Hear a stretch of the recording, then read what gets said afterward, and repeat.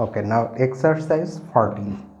So here the group is as in exercise 13, that is the dihedral group of order 2n. For this group we have to find the commutator subgroup or derived subgroup G prime. So the solution starts like this. Since the quotient G by n is abelian, note that the order of G by n is 2, where of course we know what n is. We have already seen what n is in a previous exercise on dihedral groups, but still let us write it once more, where n is the cyclic subgroup generated by the element y. Since the order of y is small n, so the subgroup consists of these elements, these powers of y. So a number of things are happening here. The original dihedral group has 2n elements. This cyclic subgroup has n elements, and that's why this subgroup has index 2 in G, and that is why n is normal, and that is why this quotient G by n makes sense. We can form the quotient because of normality of n in G. Moreover, because the index is 2, this quotient itself has only 2 elements, and having 2 elements, the quotient must be abelian because every group of order 2 is abelian. So now we have a normal subgroup n in G such that the quotient is abelian. So from a previous exercise we can now conclude that this n will contain the commutator subgroup, and previous exercise means precisely this exercise. Exercise 5, in fact part C of exercise 5 implies that G prime is contained in n. Okay, so in the very beginning itself we can conclude this. Now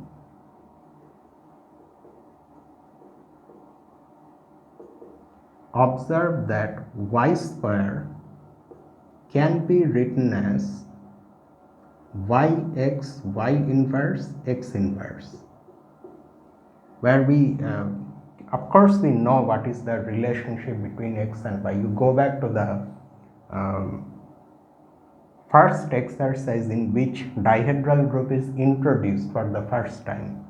There you will see the relationship between x and y. From that relationship this identity follows. X is an element of order 2, x square is identity. So here x inverse is actually equal to x, but we have deliberately written it in this form because we want to show that y square is a commutator. Okay, y square is an element of this form, and that is why y square belongs to G prime. Okay, so because it's a commutator, so it belongs to G prime. So because y square is now an element of G prime, so the cyclic subgroup generated by y square will be contained in G prime. This implies the cyclic subgroup generated by y square is contained in G prime.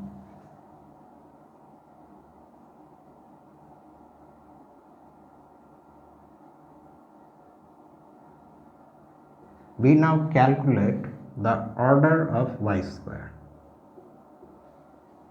Two cases will arise depending on whether n, this small n, is even or odd. So first,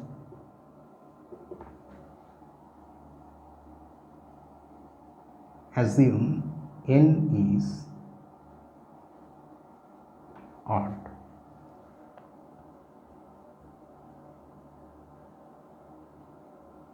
we have, now we observe this calculation, y to the power 2 times order of y square.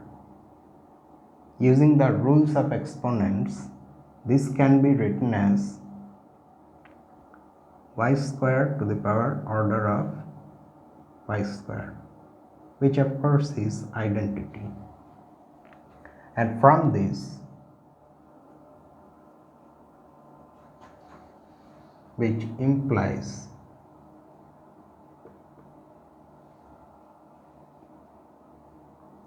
the order of y has to divide 2 times order of y square, because y to the power this, that is for this exponent y to the power this is equal to identity. So order of y has to divide this exponent. We already know this property of order of an element.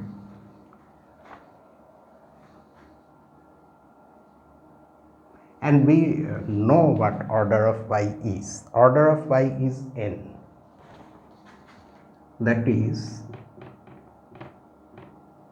n divides 2 times order of y square.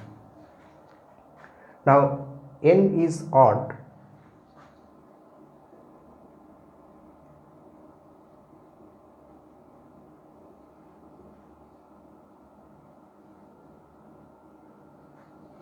GCD, according to the notation we are using in this book, GCD of n and 2 will be written like this. This is equal to 1. Hence, from that divisibility relation we have this.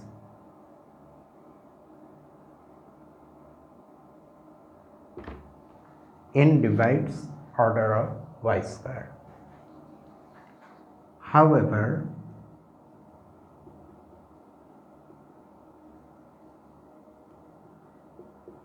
since y square itself belongs to the cyclic subgroup generated by y, simply because it's a power of y, order of y square has to divide the order of the group, order of this cyclic subgroup, which is n.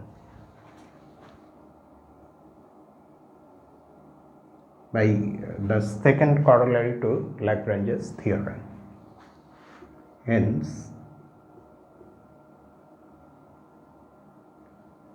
order of y square in this case is equal to n, which is nothing but the order of y.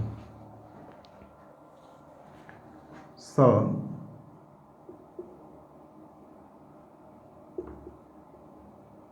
in this case, now what is the implication of these things? The implication is this: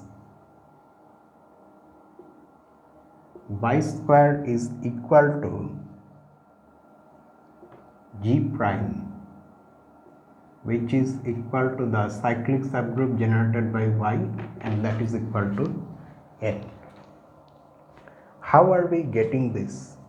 You see, we are getting this because of these two inclusions.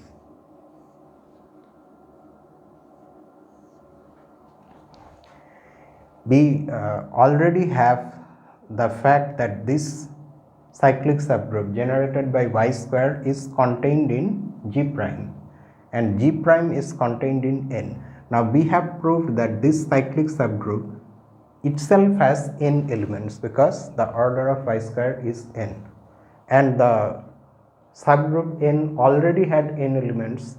So since g prime is lying in between these two things, which happen to have the same number of elements and hence are equal, because one of them is a subset of the other, so g prime also has to be equal to both of them.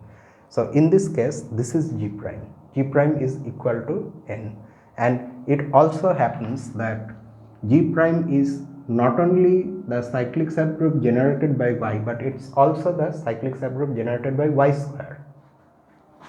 Next,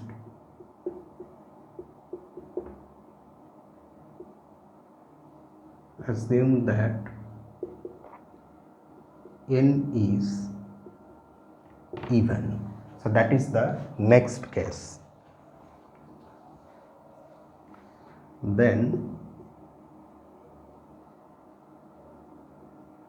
we still have this thing,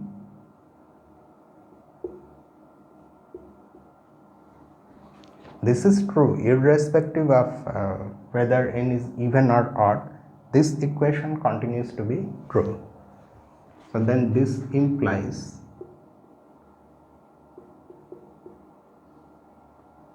that n divides 2 times order of y square. Previously also we had that, but now we can conclude something else. Unlike this case, and hence because n now is even, this divisibility relation implies n by 2 divides order of y square, because now n by 2 is a positive integer.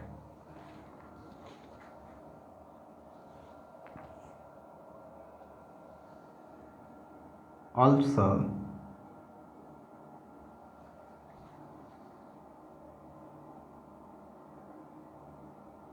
y square to the power n by 2 is equal to what?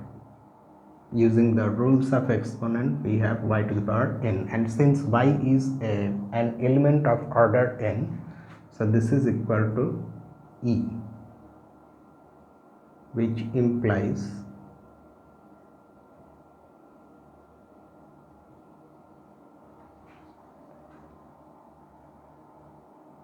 so this power of y square is equal to e.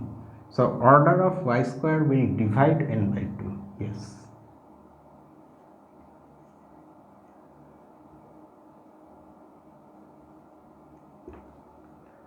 We thus have in this case order of y square equal to n divided by 2.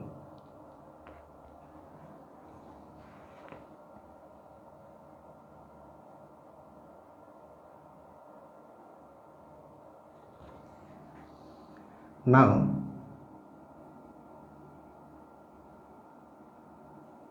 y square, the cyclic subgroup generated by y square is a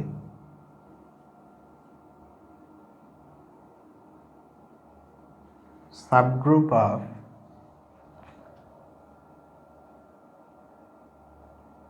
index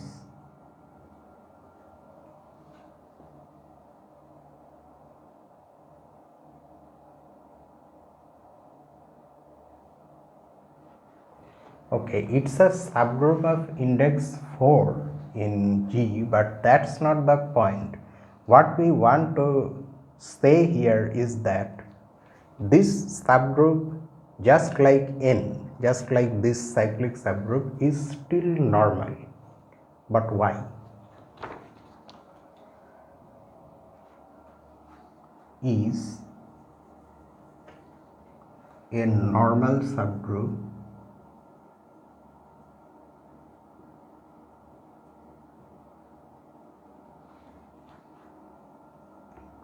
of G.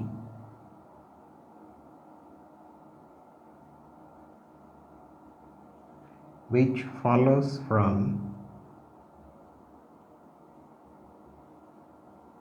this exercise. Exercise 13.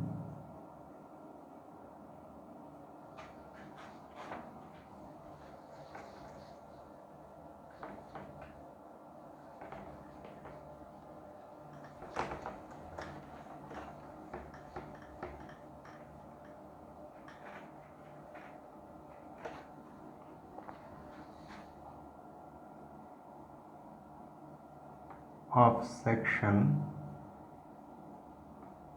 2.6.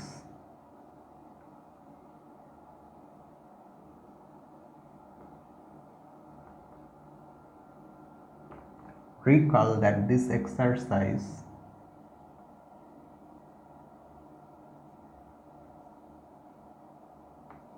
states that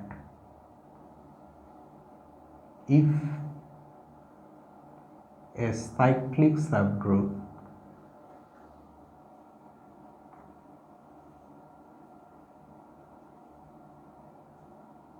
T of a group is of a group, we can, for specificity, let us denote the group by G. Of a group G is normal in G, then every subgroup of T is normal in G. It's that exercise. I think you can recall. We have already seen this. If we have a group in which a cyclic subgroup is normal, then every subgroup of that cyclic subgroup is also normal in the original group. Now in our group G, we have this normal subgroup N, which is also a cyclic group because it's generated by Y. So this subgroup Y square is a subgroup of N, so it will also be, according to this exercise, normal in G.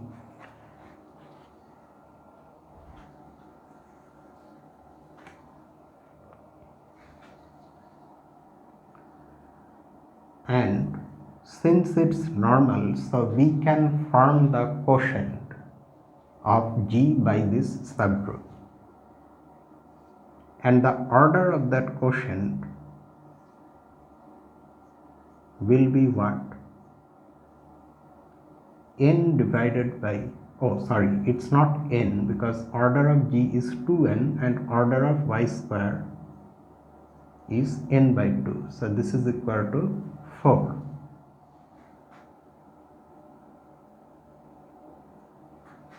Which implies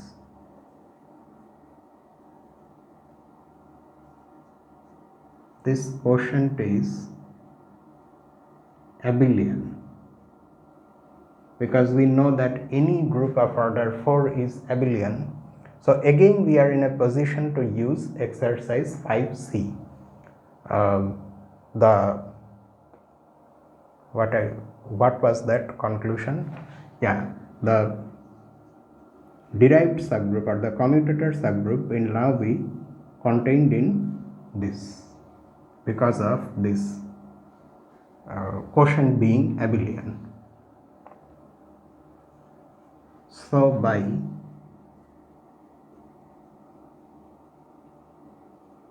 exercise 5C, G prime is contained in the cyclic subgroup generated by Y square.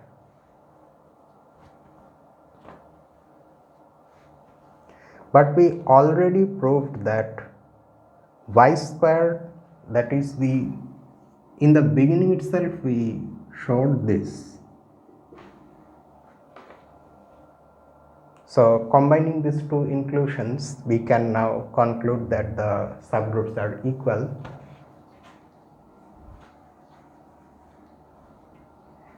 Hence,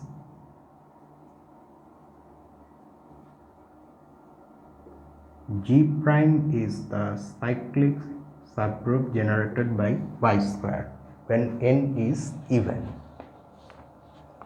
And to say something more about this situation, you can see that this is a proper subgroup of Y. Why? Because order of Y square is N by 2, whereas order of this cyclic subgroup, that is capital N, is N, and they are not equal, obviously. So in this case G prime is properly contained inside even n. Okay, of course it's contained in n that we obtained in the beginning itself, but additionally when n is even, this is smaller than n. So here the solution ends. Next,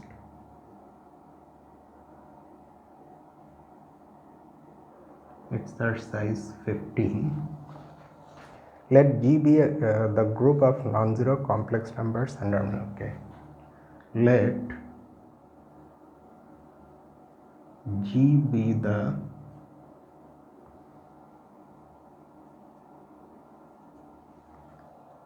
group of non-zero complex numbers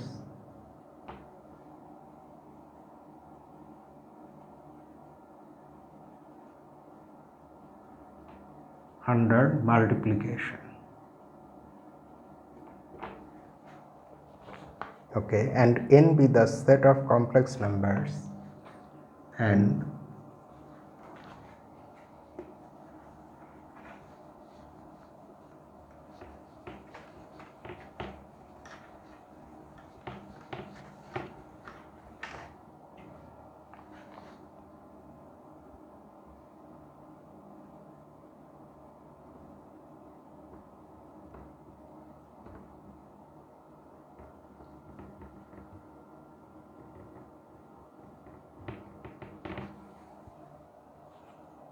with absolute value 1.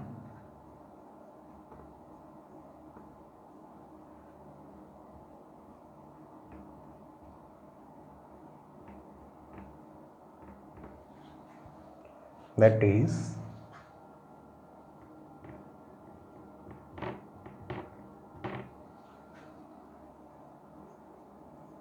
a plus bi, this complex number belongs to n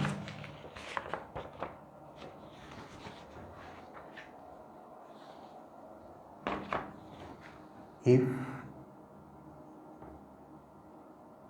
a square plus b square is equal to 1. Absolute value is the square root of a square plus b square, but if that is 1, then this is also 1. Show that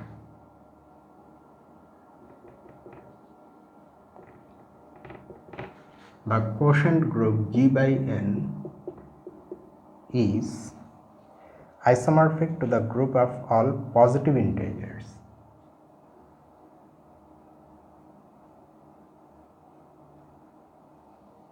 Positives are positive real numbers.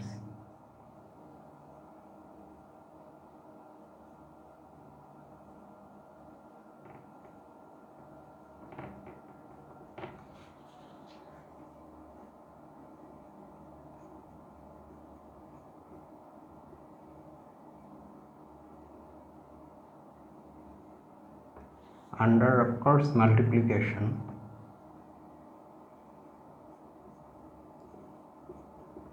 because positive reals don't form a group under addition. 0 is not there, but under multiplication, of course, it's a group. So we now have to prove this thing. So but before we do that, let me just refill the pen.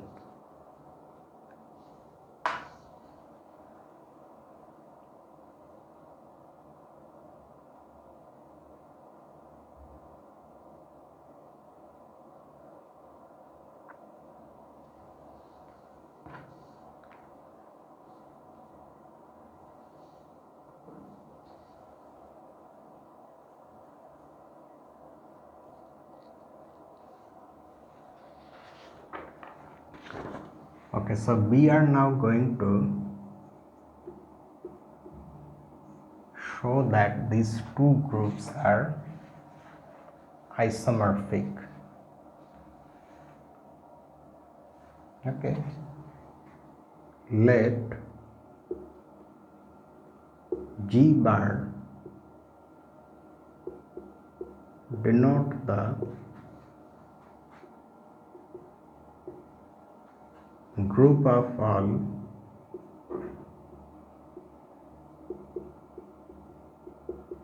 positive real numbers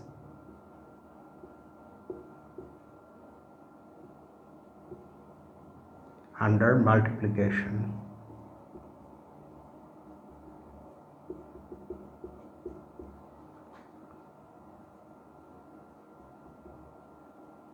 Now we are going to define a function f from g to g bar by this formula: f of a plus bi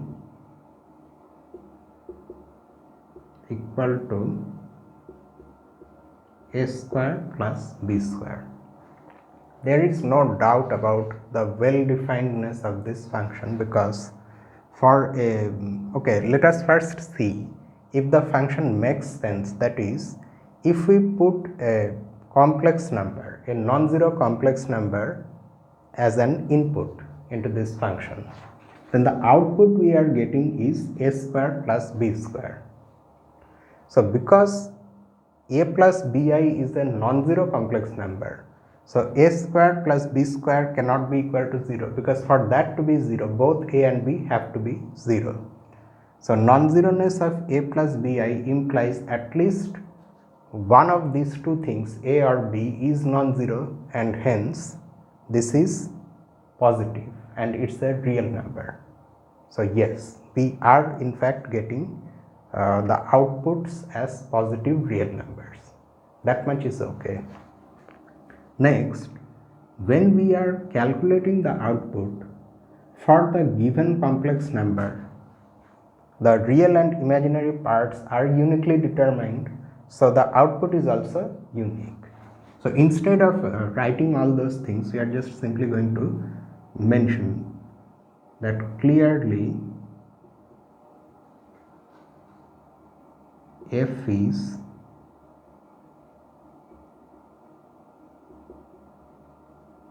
well defined. In this statement itself, all those things are included. Okay, now our next job is to show that this f is a homomorphism. Let a plus bi and c plus di be two non-zero complex numbers.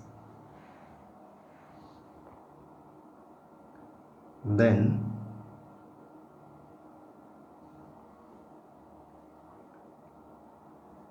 a plus bi times c plus di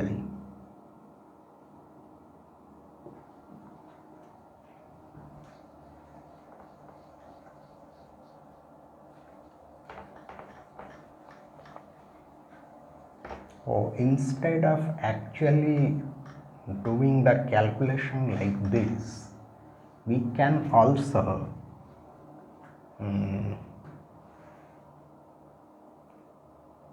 why calculate like this? We can use properties of absolute value.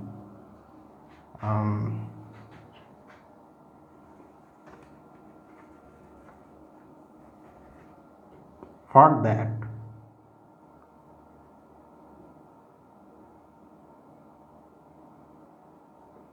note that for any non-zero complex number z,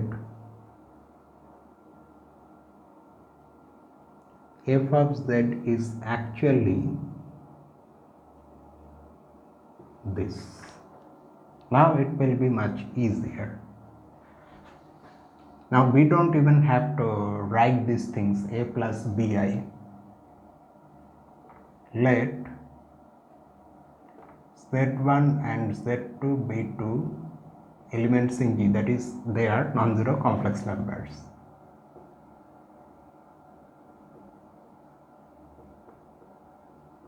Then f of z1 z2 is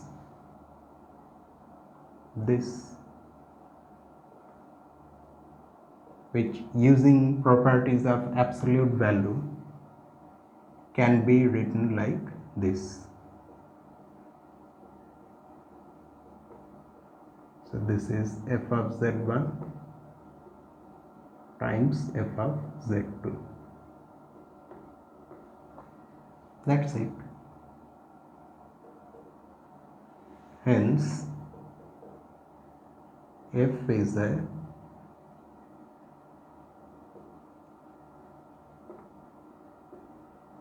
homomorphism.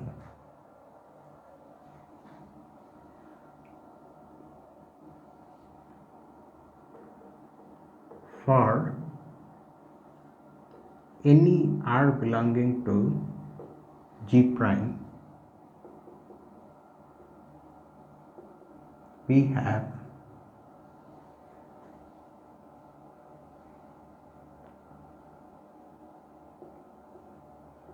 square root of r plus I0 belonging to G. Okay, what is r? R is in G prime means r is a positive real number, and for any positive real number a square root exists. We already know this fact from calculus or analysis. And which is a non-zero? Positive means it's a non-zero. R is positive, the square root of r is also, we are taking the positive square root. However, so this is non-zero, and that makes this complex number a non-zero complex number, such that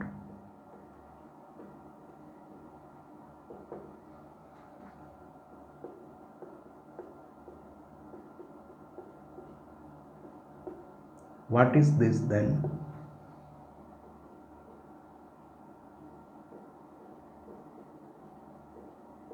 This is equal to r. So every element in G prime has an inverse image in G under F.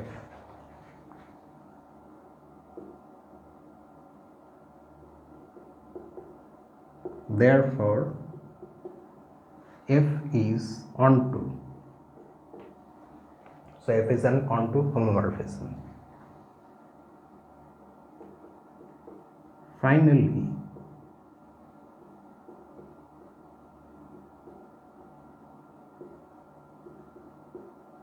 it's easy to see that the kernel of F, K subscript F means the kernel of F, is the set of those complex numbers in G such that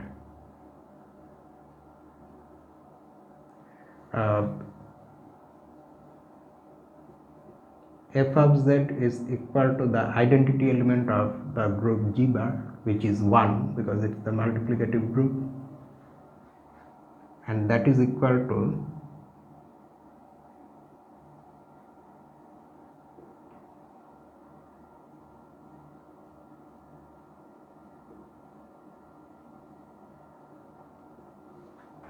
since absolute value of z is a positive real number, it's a non-negative real number, so its square is 1 only when the number itself is 1.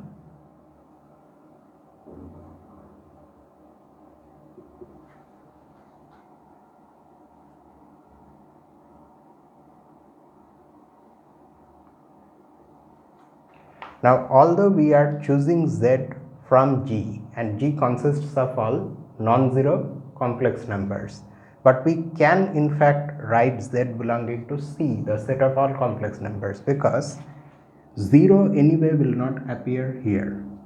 This condition is satisfied for non-zero complex numbers. 0 does not satisfy this. So, we can write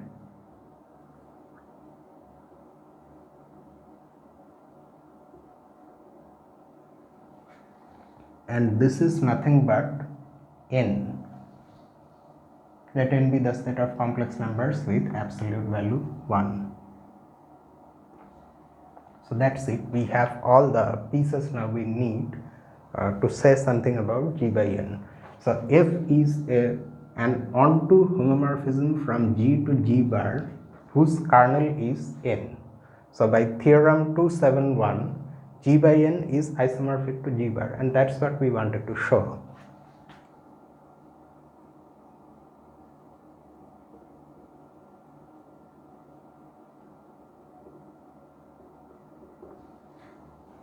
In fact, we can write it here.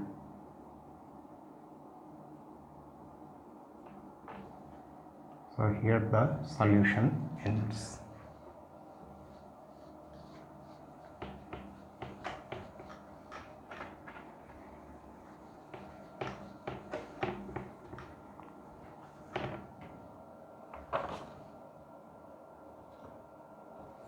Okay, then 16.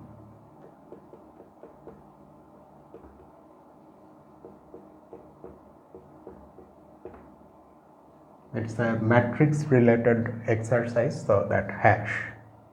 Let G be the group of non-zero complex numbers under multiplication. Okay. Let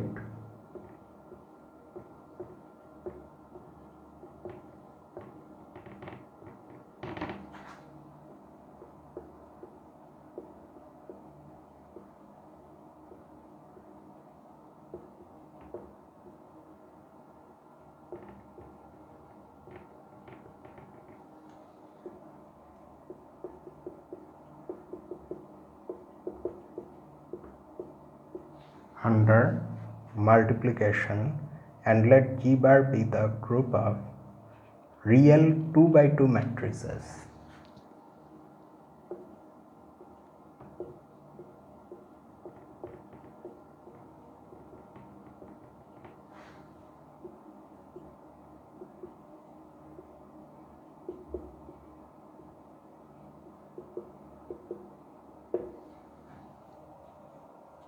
Of the form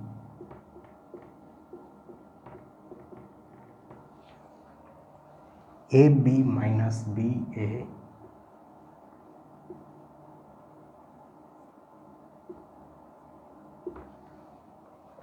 where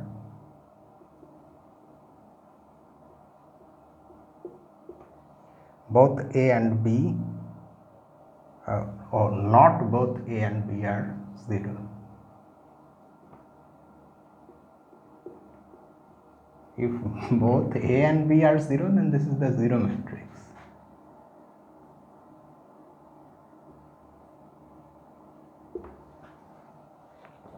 Under matrix multiplication,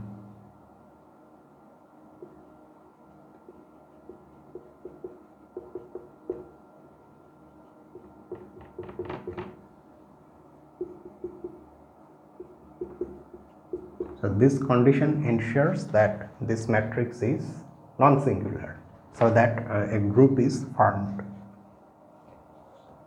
Show that G and G bar are isomorphic by exhibiting an explicit isomorphism. Okay. Show that G and G bar are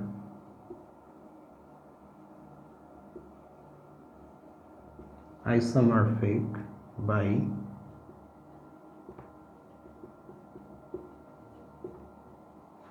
exhibiting an explicit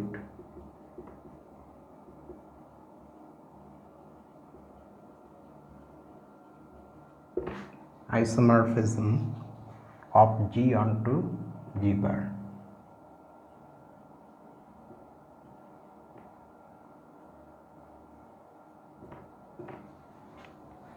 Okay, so this is the problem. One of the groups is the group of non-zero complex numbers under multiplication, just like what we had here in the previous exercise. And the second one is the group of all 2 by 2 real matrices of this form where both A and B are not simultaneously 0 under matrix multiplication. These two groups are isomorphic.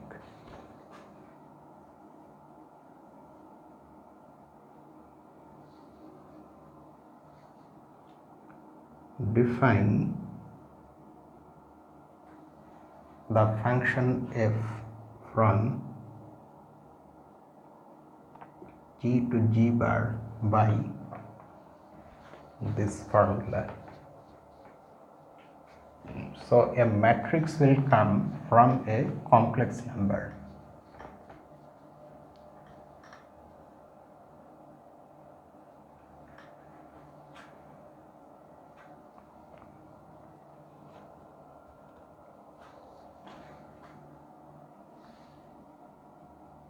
F of A plus Bi is going to be this 2 by 2 matrix, AB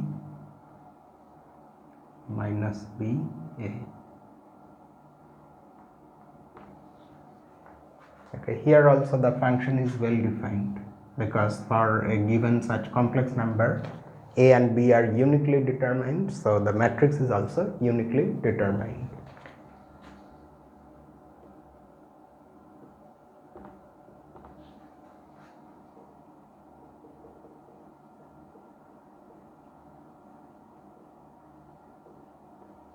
Okay, let us now see that this is the homomorphism. This time we cannot do any short arguments or calculation, we have to do everything. Let A plus Bi and C plus Di belong to G. Then A plus Bi times C plus Di is AC minus BD plus I times AD plus BC. Hence, f of this product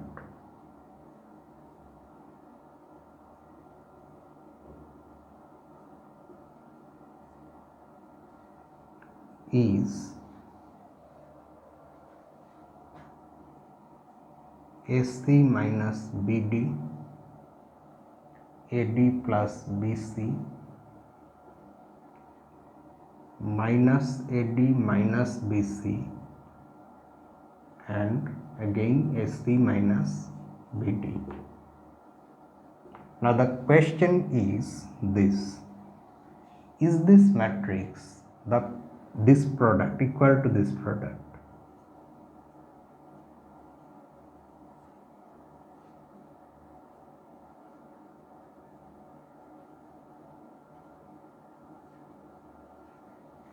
Let us see.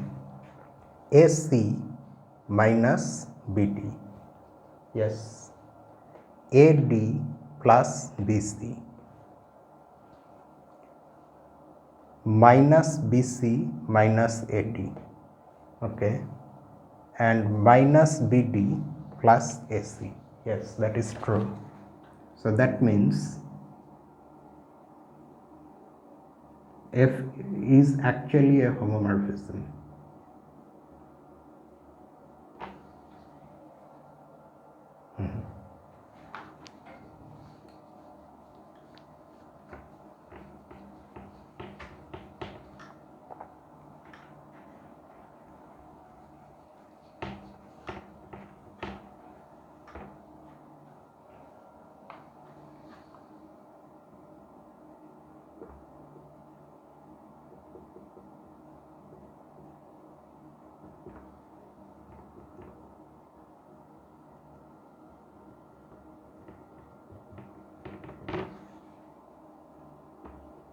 This shows that F is a homomorphism.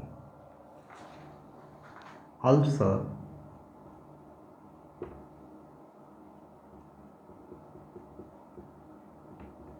obviously F is onto.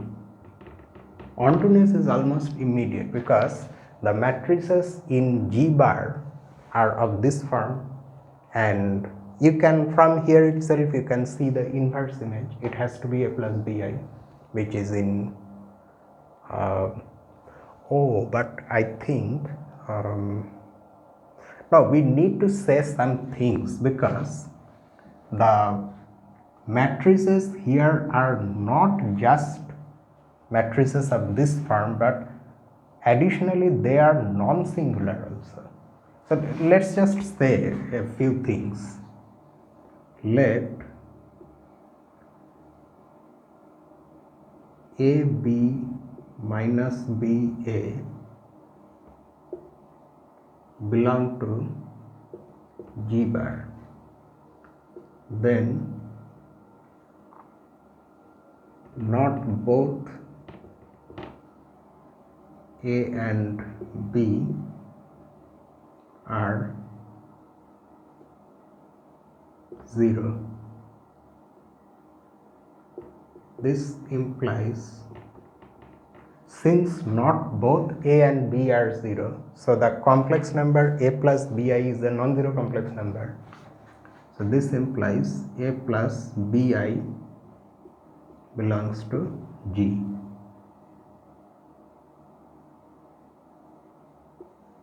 And of course,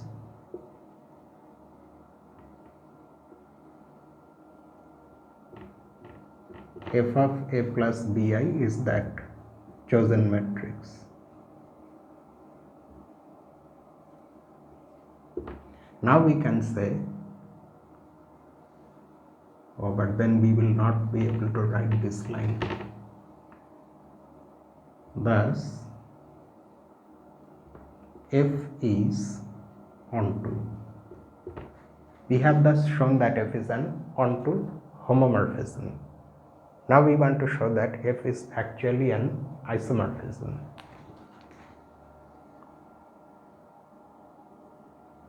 Let A plus BI, let us take something else. Let alpha plus beta I belong to the kernel of F. Then the F image of alpha plus beta I should be the identity element in the group G bar. And since the group G bar is multiplicative group, the operation is matrix multiplication. So the identity element is the 2 by 2 identity matrix, that is equal to F of alpha plus beta I. But according to the definition of F, this is alpha beta minus beta alpha. From this equality we get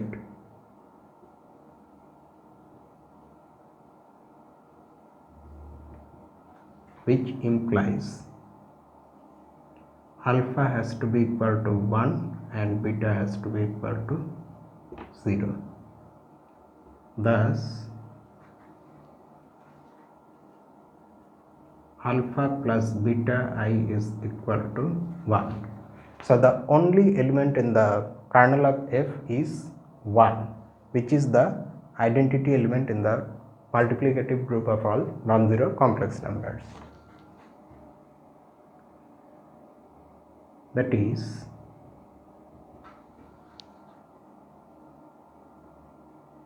KF is this trivial subgroup. This implies F is 1 to 1.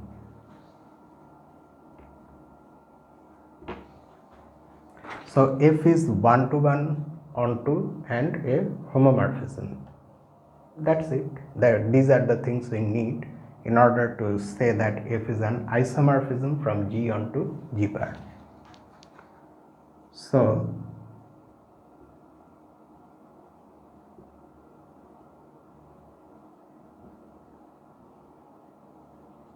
F is an isomorphism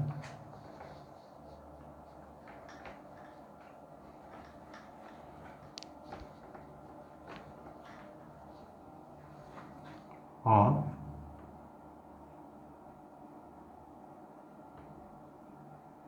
G onto G bar. So we have shown that G and G bar are isomorphic, but not just that, we have shown that via an isomorphism, an explicit isomorphism, that is onto. So that completes the solution. Then 17.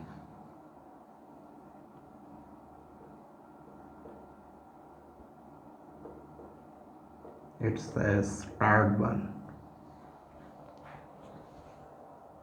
Let G be the group of real numbers under addition.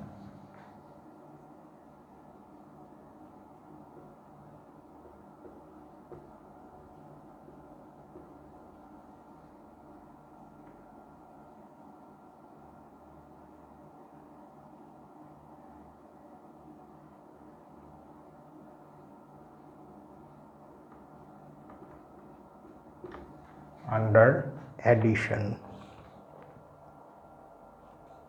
and let n be the subgroup consisting of all the integers.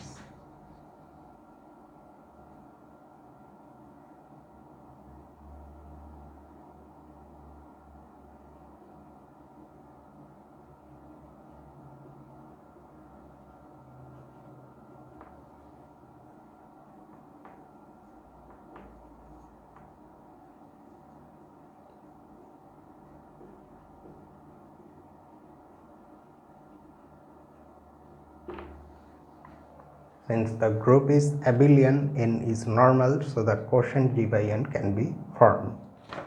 Prove that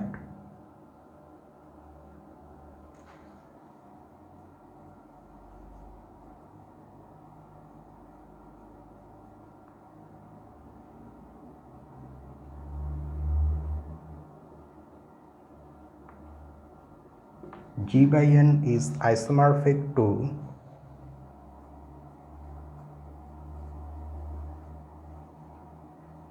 the group of all complex numbers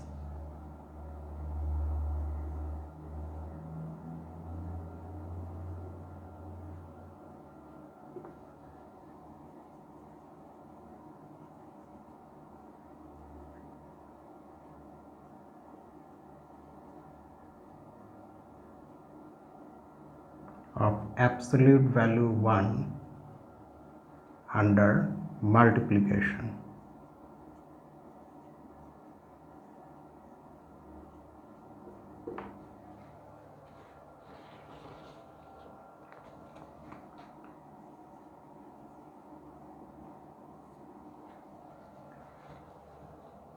Since we need trigonometric functions here in order to solve this exercise, so we are going to take the help of some results from analysis 1 by Terence Tao. These are, I mean, it's not necessary you have to refer to those results from there only. These are results we already know about trigonometric functions.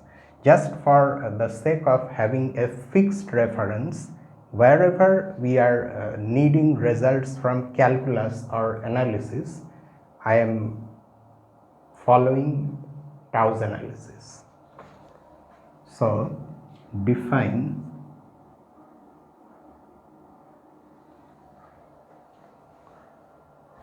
but before that I have to say, I have to name this second group.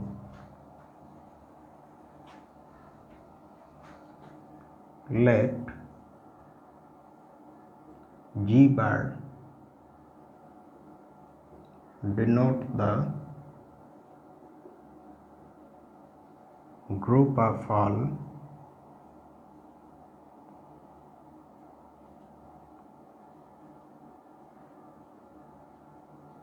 complex numbers of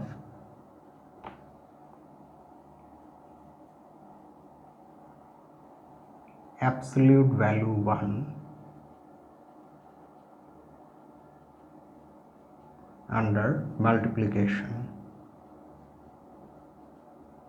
Okay, now we can define the function that we want to show is a homomorphism.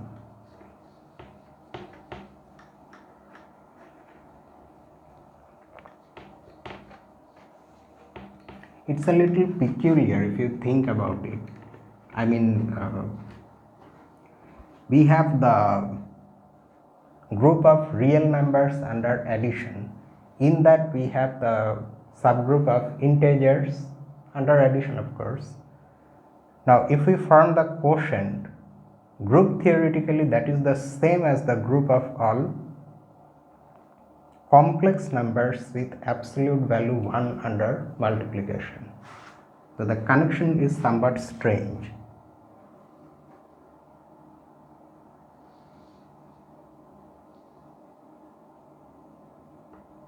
Oh, see, I was thinking of those things pictorially, real number, complex numbers in the plane. So I again wrote solution. Sorry about that. So now we are going to define a function from G to G bar by this formula. F of R, where R is a real number, is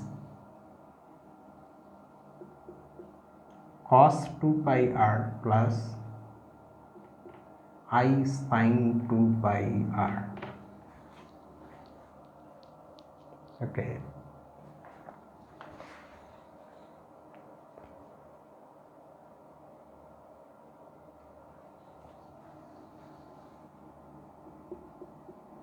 We know from theorem 1572 part A from analysis. This actually is not from analysis 1 but the second volume, analysis 2, of tau, that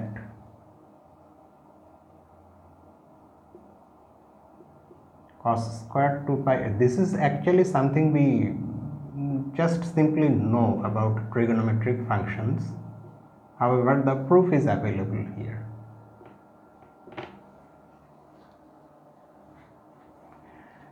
So our input is a real number, any real number, and the output of course is a complex number. We can see the real part is cos 2 pi r and the imaginary part is sin 2 pi r. Now the absolute value of this complex number is the square root of this, square of the real part plus square of the imaginary part, which we know is 1, so the square root is also going to be 1.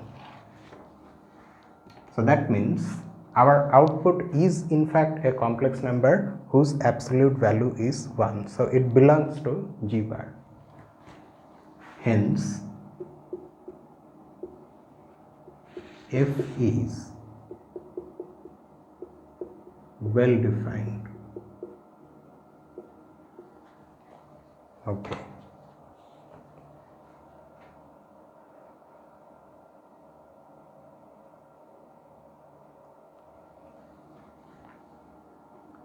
Now by theorem, but before that let us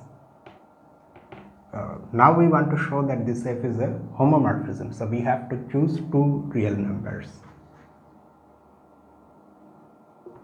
Let R1 and R2 be two real numbers.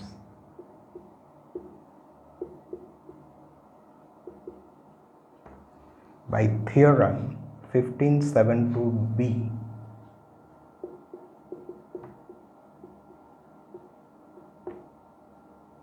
B of tau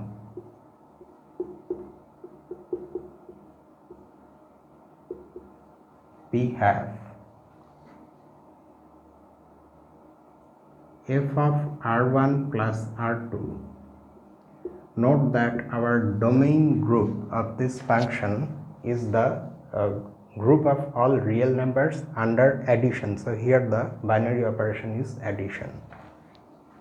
This is cos 2 pi. I think it will be better if we start from the other side. then it will be more natural. F R1, F R2, this is equal to cos 2 pi R1 plus I sin 2 pi R1 times cos 2 pi R2 plus I sin 2 pi R2. And this theorem we are mentioning here, that just simply tells us the addition formulae for cosine and sine. So first we perform the complex multiplication. So we have cos 2 pi R1 cos 2 pi R2 minus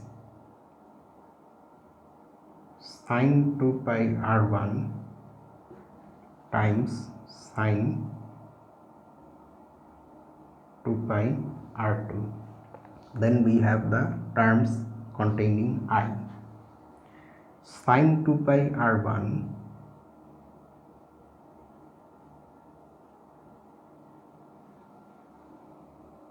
cos 2 pi R2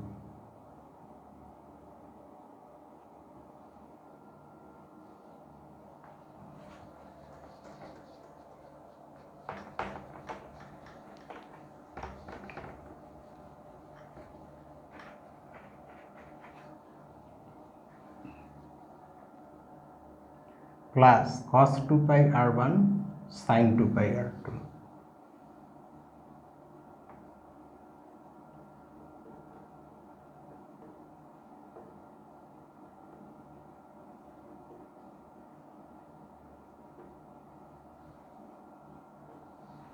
Okay, so this becomes cos A cos B minus sin A sin B. So cos A plus B, cosine of A plus B.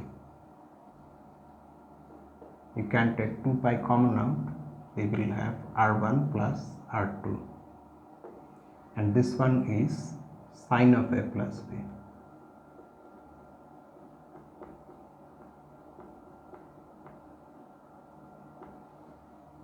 And this is nothing but f of R1 plus R2. So in the first group, the binary operation is addition, we have that here. In the second group, the one is multiplication, we have that here. So F is a homomorphism. Thus,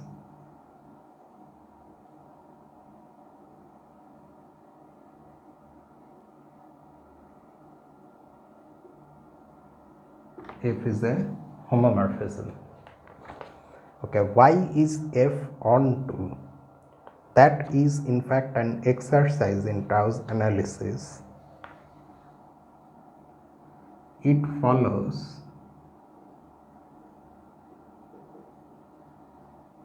from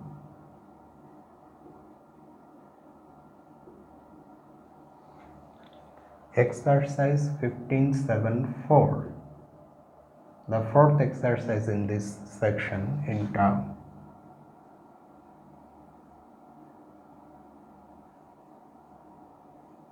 That F is onto. Okay, and what is the kernel of F?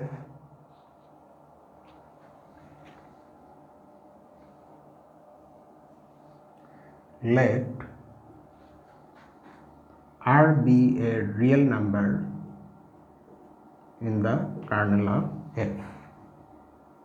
Then R will be mapped onto the identity element of G bar, since G bar is the multiplicative group of complex numbers with absolute value 1. I am showing like this because pictorially or in the complex plane it becomes the unit circle. So the identity is 1, that is equal to f of R, which is equal to cos 2 pi R plus I sin 2 pi R.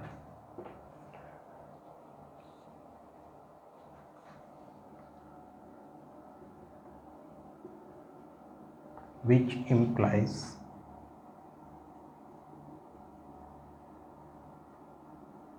one is equal to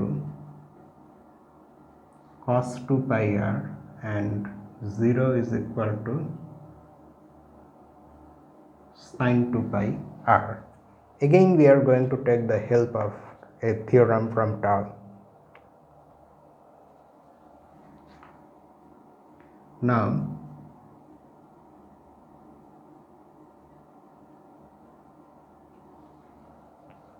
theorem 1575b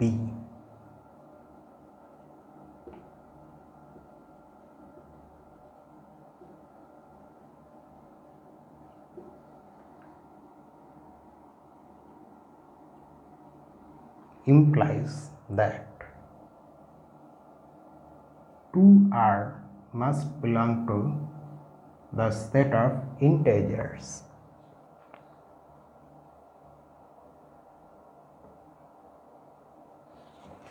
okay. If it happens that r is either plus or minus of 1 over 2, so that in that way 2r is an integer. Note that for 2r to be an integer there are two different ways this can happen. One of course is that r itself is an integer, but if r is not an integer then the only possible values of r are these, either 1 over 2 or minus of 1 over 2. Now if that happens, if r has one of these two values, then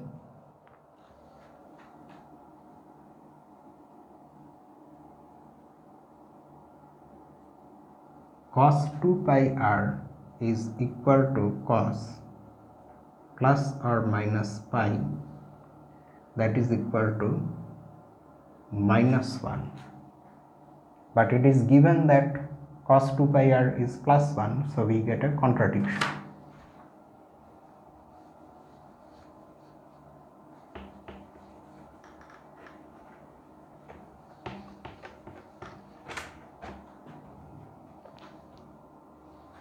Which contradicts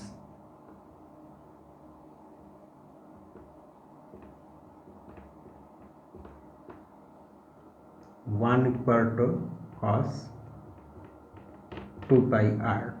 So we must have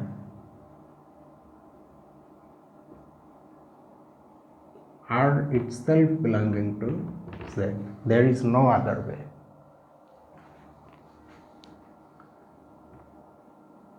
Thus, the kernel of f is contained in n. N, if you go to the exercise, n is the subgroup of all integers under addition. Conversely, of course, n is contained in kf, because if we take r to be an integer, then cos 2 pi r is 1 and sin 2 pi r is 0. This we already know from properties of these trigonometric functions.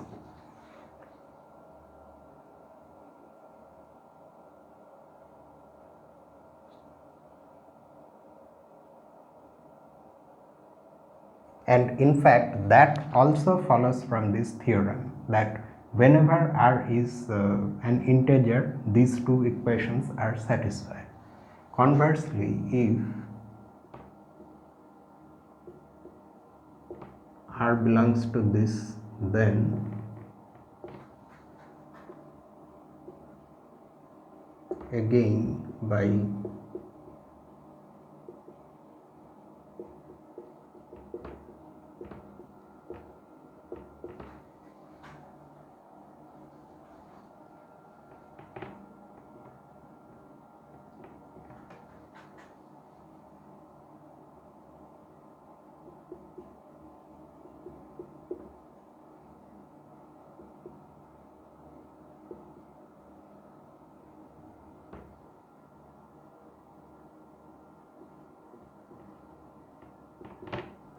so that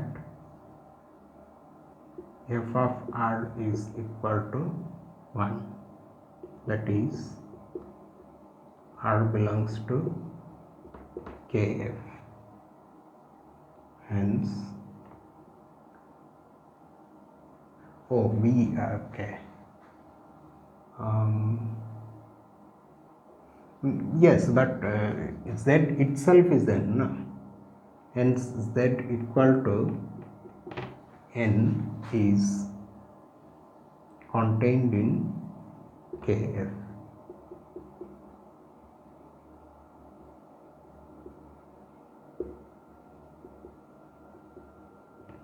We have thus proved that the kernel of f is n.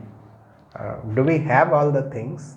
We have proved that the function is a homomorphism. We have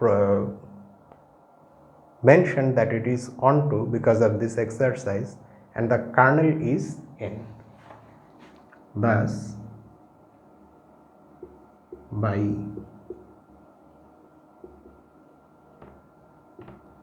theorem 271, this is in fact isomorphic to G bar. That's what we wanted to show. So here the solution is complete.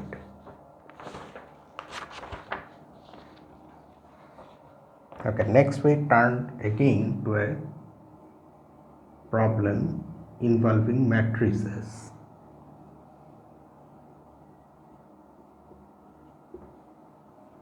Exercise 18.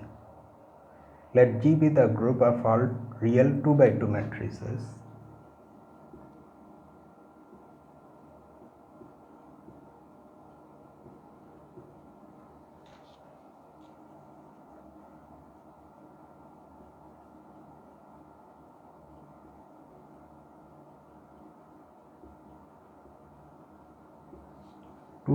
matrices A, B, C, D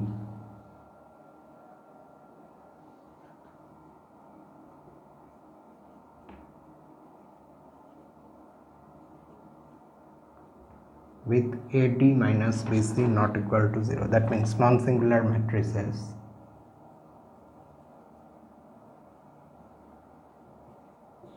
under matrix multiplication.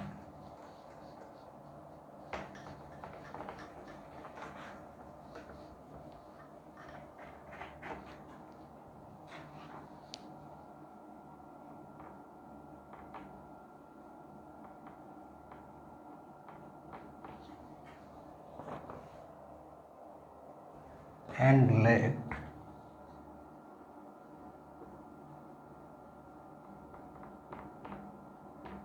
n be the set of all matrices A, B, C, D in G such that the determinant AD minus BC is actually equal to 1.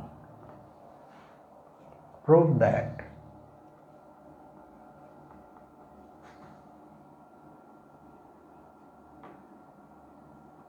n contains G prime, the commutator subgroup of G.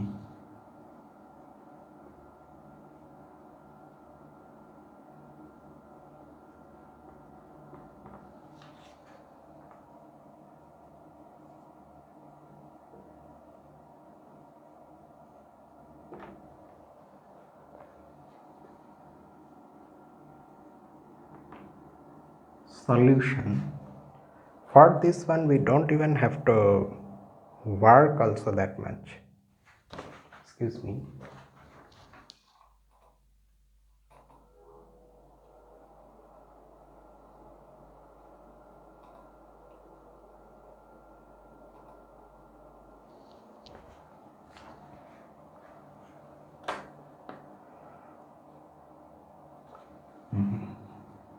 Let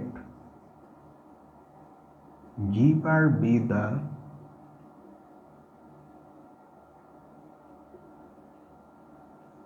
group of all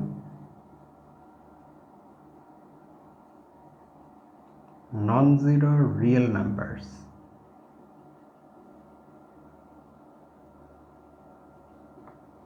under multiplication.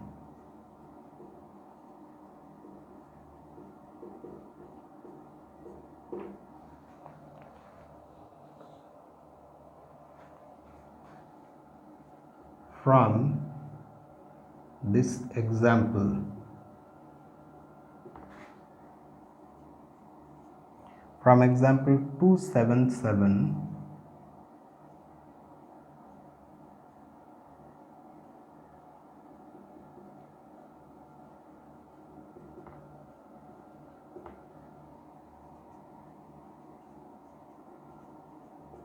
we know that the function phi from g to g bar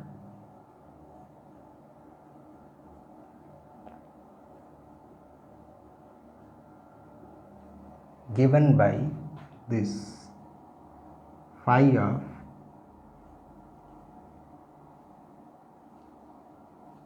this matrix is its determinant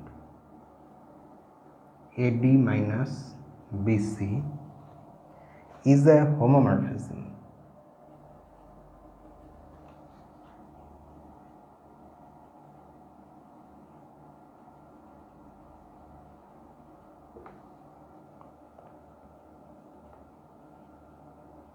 Of G onto G bar.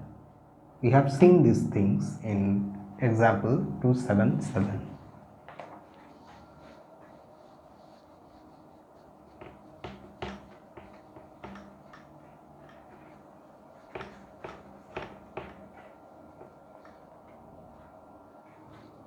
And just simply from the definition of this function and the definition of n, you can see that the kernel of this homomorphism is nothing but n, because the identity element in G bar, since G bar is the multiplicative group of non-zero real numbers, the identity element is 1, and n is precisely the set of those matrices in G whose determinants are equal to 1. So the kernel is n. Also, clearly the kernel of phi is n. Hence, by theorem 271, this G by n is isomorphic to G bar. But where are we going with these things? You see, G bar being the group of non-zero real numbers under multiplication is abelian, and that is why G by n is also abelian, since it's isomorphic to G bar. Since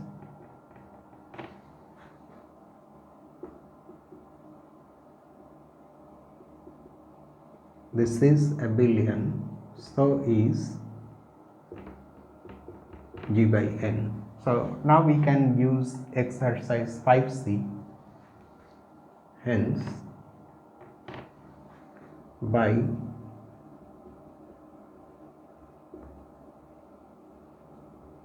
exercise 5c, we can directly conclude that n contains the commutator subgroup of G.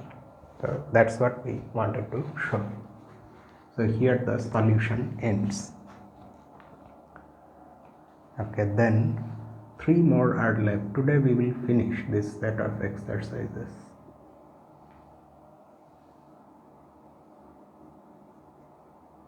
Okay, this is a start one, and also it depends on, it involves matrices. In exercise 18, show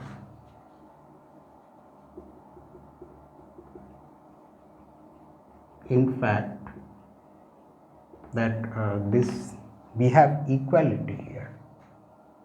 N is equal to G bar this is a little difficult. I have the calculations. You will have to go through the matrix multiplications and verify that what is being written here is actually true. So let me just write the solution and then you will see. So we already have n containing G prime. That means we will now have to prove that n is also contained in G prime. So any element, if we can show that any matrix in n is a product of commutators in where the elements we are taking to form those commutators are from G, then that is enough. Then that particular element of n will belong to G bar and n consequently will be contained in G bar. So let us start by taking an arbitrary element.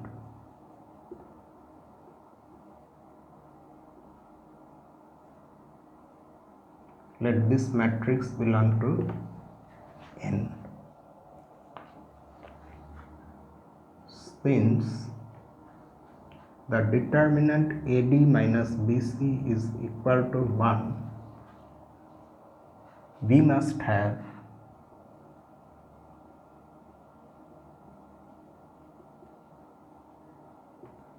A not equal to 0 or B not equal to 0 or both non-zero, because if both of them are 0, the left hand side becomes 0 and that is not possible.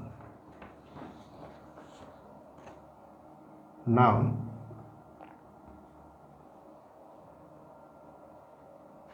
I have to write carefully. A, B, C, a small mistake will make the entire thing go wrong. 1, 0, C divided by A, 1 times 1 AB 0 1 times A 0 0 1 over A. If, of course, that condition should be there if A is non-zero. To verify this, you just carry out the multiplication on the right side. You will see that you have this.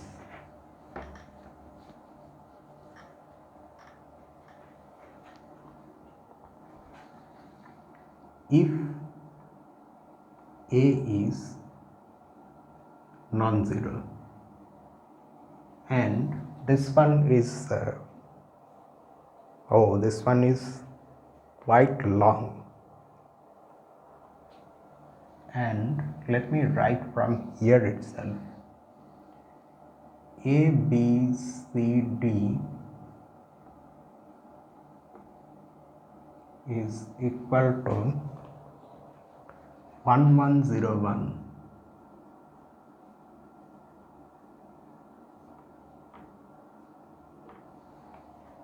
times 10 minus 1 times again 1101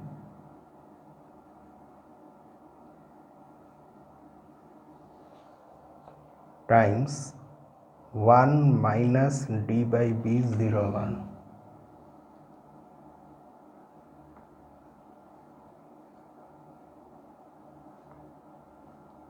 times 10 AB1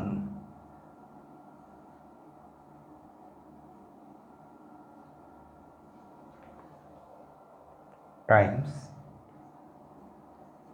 1 by b 0 b if b is not equal to 0. Here also you carry out this somewhat complicated looking multiplication, and you will see that in this case also you end up with ABCD. Now what is the purpose for writing the given matrix in these forms? It's because we will now show that, do you see one thing? All the factors are in special forms. Either this entry is 0 or this entry is 0, or the matrix is a diagonal matrix where both these off diagonal entries are 0.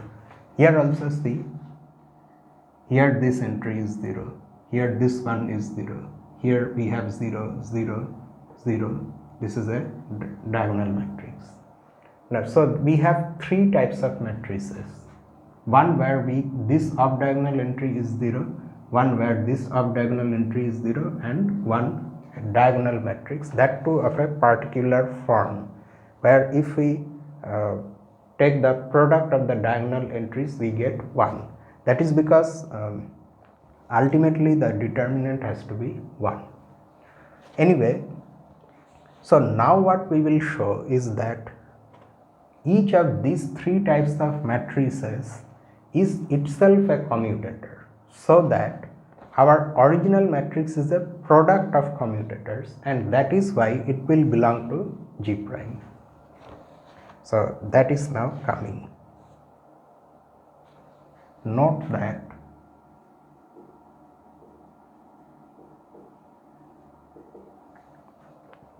first of all we write this diagonal matrix.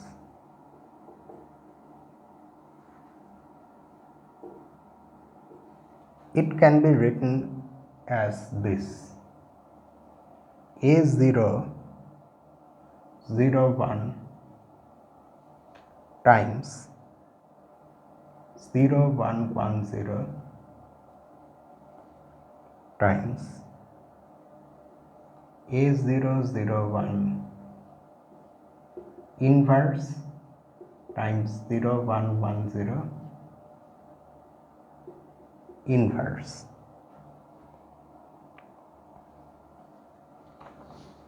Keep in mind that we are writing this based on the assumption that A is non-zero. A is a non-zero real number. If that is not true, then the matrix on the left hand side does not make sense. 1 over A is undefined. So you see that this matrix, this diagonal matrix, is a commutator. An element x times an element y times x inverse y inverse. Also keep in mind that these individual elements x and y themselves are in G. They are non-singular matrices. Similarly, this other diagonal matrix that is appearing, whenever of course B is non-zero, is a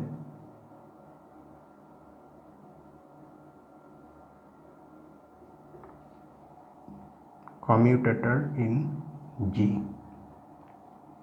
I think it will be better if we first, no, it's okay, we can keep it like this.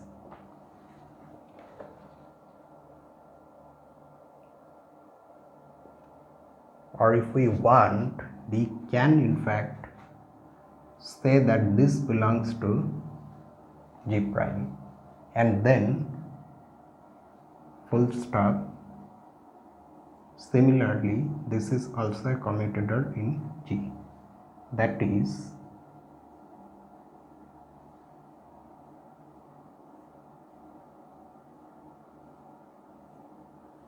this also belongs to G prime.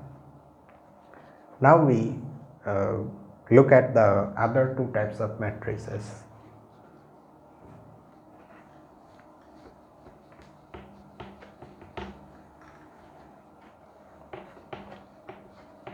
They also, each one of them will be commutator.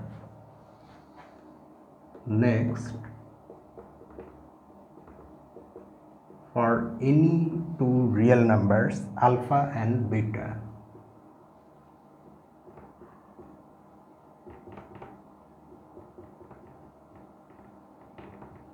we have this matrix where the second row first column of diagonal entry, that is 0. This is equal to 2001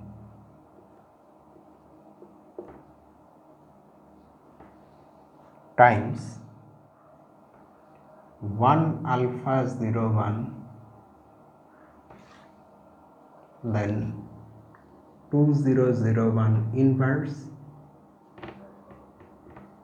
times 1 alpha 01 inverse.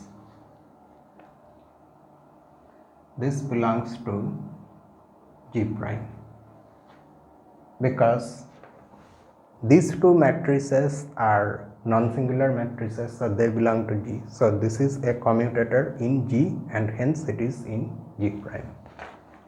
And just like that, 1 0 beta 1 can be written like this: 1 0 minus beta 1 times 1 over 2 0 1 times the product of their inverses.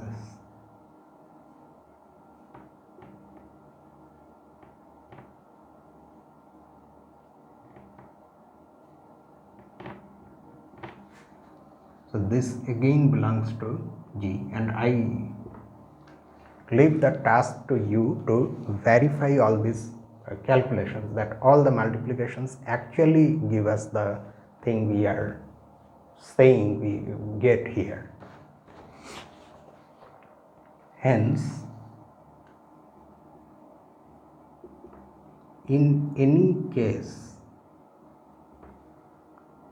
our original matrix that we chose in N is a product of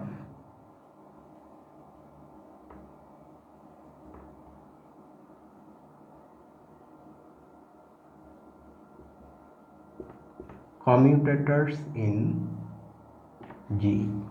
I don't think this word has been defined in Herstein, at least not at this stage. If we haven't said explicitly what commutator means, it is this: if we have two elements x and y in G, then an element of this form x, y, x inverse, y inverse is called a commutator in G. Okay, so that's what we mean when we are using commutator. Is a product of commutators in G, and hence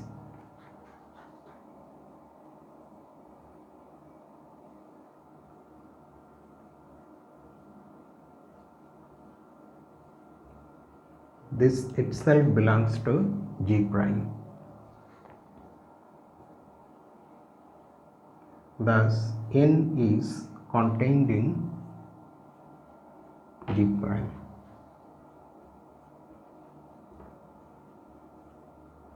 But by the previous exercise,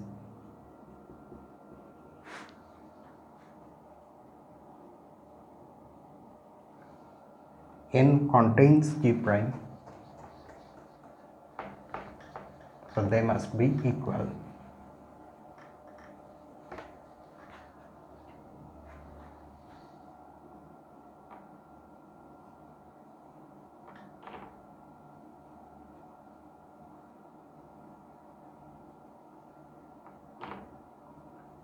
So this is over.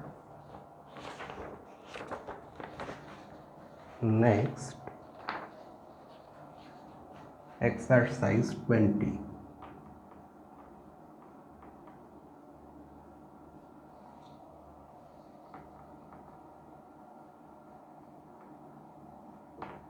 So this one also involves matrices. Let G be the group of all 2 by 2 matrices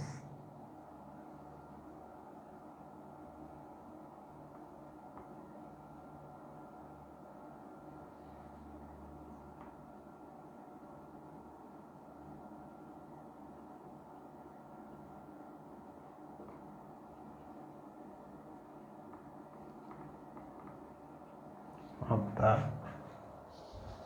form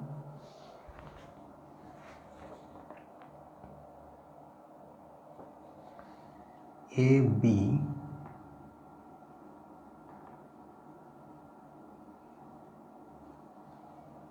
zero D, where AD is not equal to 0 under matrix multiplication.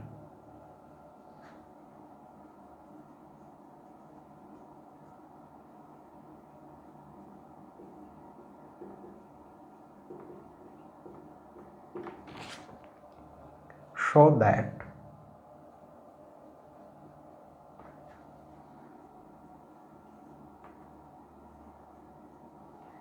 G prime is precisely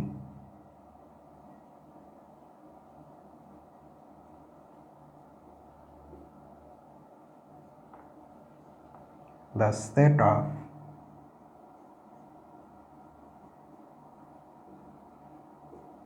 all matrices of the form 1x 0 1.